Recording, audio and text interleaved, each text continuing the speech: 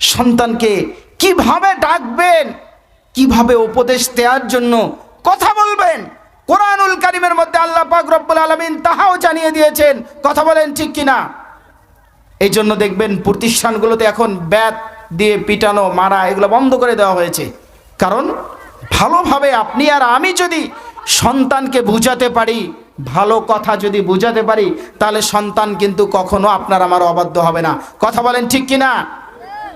মার ধমকি হুমকি দিয়ে যে কাজ নেওয়া যায়, আদর স্নেহ দিয়ে মমতা দিয়ে এর চেয়ে বেশি কাজ নেওয়া যায় কিনা? কথা বলেন ঠিক কিনা? এই জন্য হযরত লুকমান আলাইহিস সালাতু ওয়াস সালামের যেই নসিহত আল্লাহ পাকের কাছে প্রিয় হয়ে গেছে। লুকমান আলাইহিস সালাতু ওয়াস সালাম একজন হাবশী লোক ছিলেন, কালো লোক ছিলেন, তিনি কোনো নবী নন।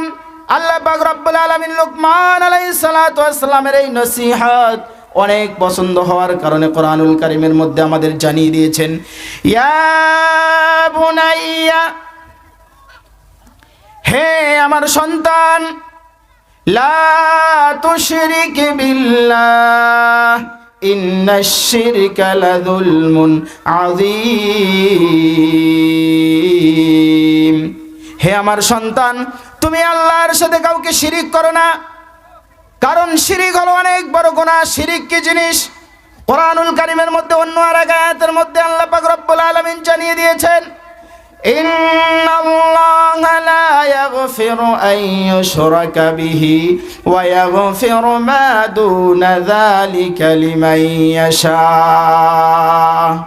আল্লাহ তাআলা শিরিক ব্যতীত যত গুনাহ আছে সব গুনাহগুলো মাফ করে দিবেন, কিন্তু শিরিকের গুনাহ মাফ করে দিবেন না। বলেন না নাউজুবিল্লাহ? তাহলে আসলেই শিরিক কি জিনিস? শিরিক হলো আল্লাহ পাক রব্বুল আলামিনের সাথে কাউকে শরীক করা। যেমন হিন্দুদের একটা আকীদা এবং বিশ্বাস হলো, এক আল্লাহ পৃথিবী চালায়, আর এক আল্লাহ আমাদেরকে রোদ দেয়, আর এক আল্লাহ আমাদেরকে পানি দেয়, আর এক আল্লাহ আমাদেরকে বৃষ্টি দেয়, আর এক আল্লাহ আমাদেরকে বাতাস দেয়। এভাবে প্রভুদেরকে ভাগ করা, আলাদা আলাদা ডিভাইডেড করা।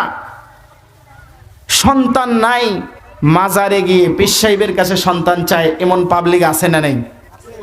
মাজারে গিয়ে বাবার দরবারে সেজদা দিয়ে বাবার কাছে সন্তান চায়, এমন পাবলিক আছে না নাই? এর নাম শিরিক। এই শিরিক করা যাবে না।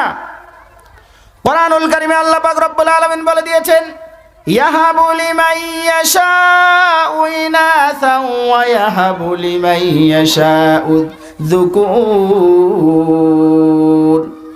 আল্লাহ